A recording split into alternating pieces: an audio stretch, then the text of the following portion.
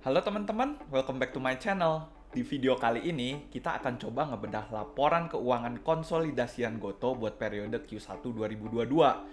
Laporan keuangan ini lagi rame dibicarain di market karena rugi bersih Goto naik dari 1,96 triliun jadi 6,61 triliun secara year on year, atau sekitar 3,4 kali.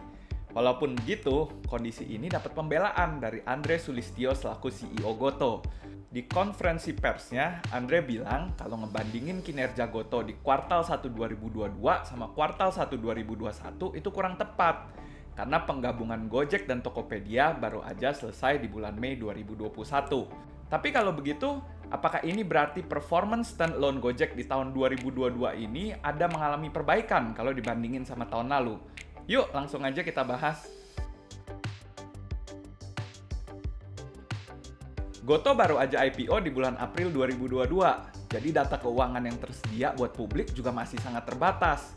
Buat analisa kita kali ini, gue akan coba pakai laporan keuangan Goto yang tersedia, yaitu Januari-Maret 2022, Januari-Maret 2021, Januari-Juli 2021, dan Januari-Desember 2021 buat perbandingan.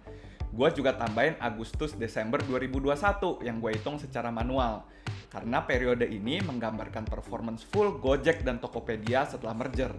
Jadi sama kayak Januari-Maret 2022. Jadi sejak merger sama Tokopedia, Goto ini punya 4 segmen usaha.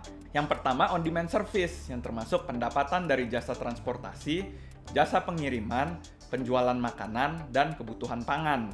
Yang kedua, fintech service, yang termasuk jasa e-money, pinjaman, payment gateway, dan jasa subscription POS. Yang ketiga, e-commerce, yang merupakan platform marketplace Tokopedia. Dan yang terakhir, others.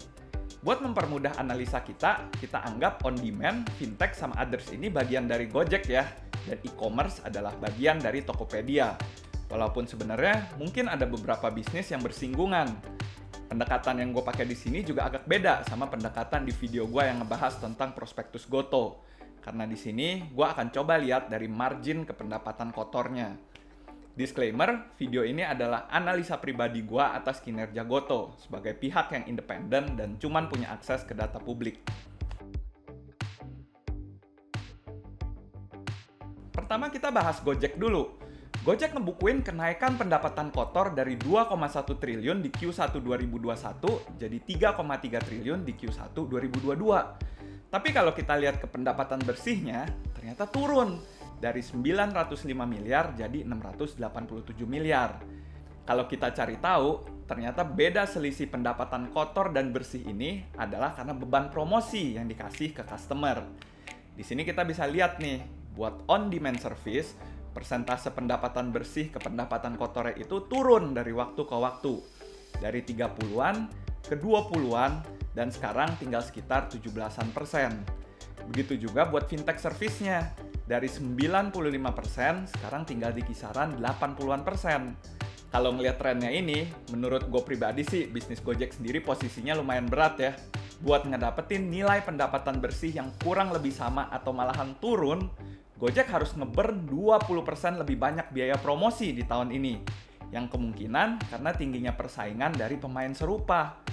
Bahkan di semester 2 2021, pendapatan bersih on-demand service-nya itu cuma 4,4%, yang berarti biaya promosinya itu sampai sekitar 95%. Tingginya biaya promosi ini pastinya juga berhubungan sama persiapan Goto buat IPO, di mana mereka pastinya mau ngedapetin performance yang maksimal sebelum IPO, biar bisa ngedapetin valuasi yang terbaik. Next, kita bahas Tokopedia. Datanya agak terbatas ya, karena Gojek baru merger sama Tokopedia itu di tanggal 17 Mei 2021. Kalau kita lihat average pendapatan kotornya, Tokopedia itu ada di sekitar 600 miliar per bulan di semester 2 2021. Dan ini cukup stabil kalau dibandingin ke Q1 2022. Dari sisi penjualan bersihnya, tren persentasenya ada sedikit turun dari 46% jadi 42%, yang juga berarti adanya peningkatan di beban promosi yang dikasih ke customer. Sekarang kita coba lihat ke beban usahanya. Kita bahas buat Gojek dulu ya. Kalau dilihat, buat semua segmennya ternyata naik nih. Secara rupiahnya, on-demand service naik paling banyak, sekitar 2 triliun. Tapi kalau dilihat secara persentasenya, fintech service dan others ini nih yang naiknya signifikan banget. Buat fintech service, beban usahanya hampir naik 2 kali lipat. Begitu juga buat others, naik sampai 10 kali lipat buat ngedapetin tingkat pendapatan kotor yang sama. Secara overall, beban usaha Gojek naik dari sekitar 140-an% jadi sekitar 170-an% dalam setahun belakangan ini. Next, Tokopedia. Secara persentase sih trennya kayaknya masih cukup berfluktuasi.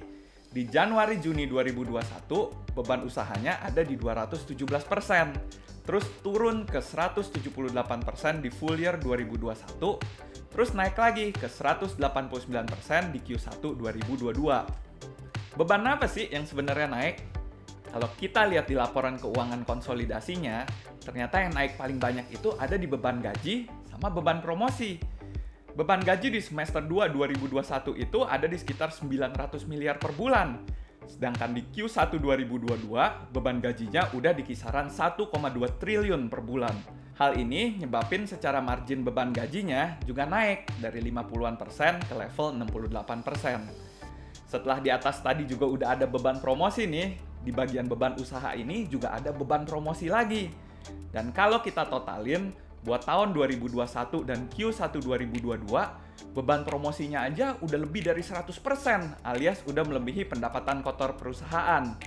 Lagi-lagi, ini pastinya berhubungan sama plan IPO Goto di April 2022, di mana mereka lebih fokus ke naikin nilai pendapatan dibandingin sama overall profitability-nya. Pertanyaan besarnya tinggal, apakah kalau beban promosinya ini diturunin, Goto masih sanggup buat naikin pendapatannya?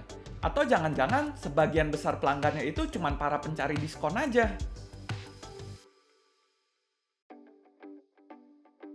Oke, jadi setelah kita bahas pendapatan dan bebannya, sekarang kita bahas rugi usahanya ya.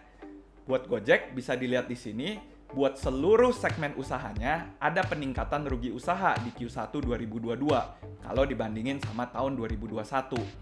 On-demand service dari 85% ke 115%, fintech service dari 298% ke 660%, dan others dari 26% ke 1168%.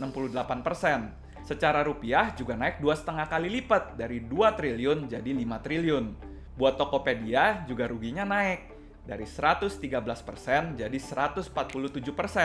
Atau kalau dirupiahin dari yang di semester 2 2021 itu ada di sekitar 700 miliar per bulan, di Q1 2022 itu ada di kisaran 900 miliar per bulan. Secara overall, rugi usaha Goto sebesar 7,8 miliar berarti bisa dibagi ke 5 miliar rugi Gojek dan 2,8 miliar rugi Tokopedia.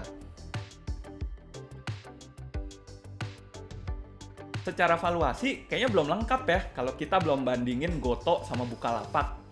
Secara price to sales-nya, Goto ada di 54,98 kali atau 3,7 kali lebih tinggi kalau dibandingin sama Bukalapak. Dan price to book-nya ada di 1,76 kali atau 2 kali lebih tinggi dibandingin Bukalapak. Yang berarti saham Goto ini relatif mahal kalau dibandingin sama Bukalapak. Again, mungkin kita nggak bisa bandingin secara head-to-head, karena bisnis Bukalapak masih tersentralisasi ke bisnis e-commerce, dan Goto udah jadi sebuah ekosistem yang bikin mereka bisa di-value lebih tinggi.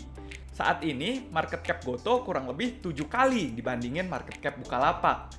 Kedepannya, pasti bakalan banyak challenge yang dihadapin Goto kalau mau tetap ada di jajaran perusahaan dengan valuasi premium. At least mereka harus bisa ngebuktiin kalau bisnis modelnya mereka itu memang sustainable dan bukan cuma bakar duit doang. Pelan-pelan mereka harus bisa semakin efisien dan menuju ke profit.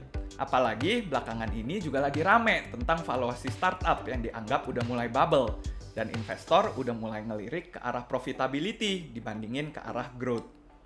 Oke, sekian dulu video kali ini.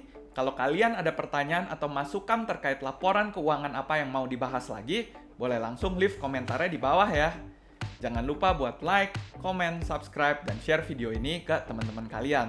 Semoga video ini boleh berguna buat kita semua. Thank you for watching and see you in the next video.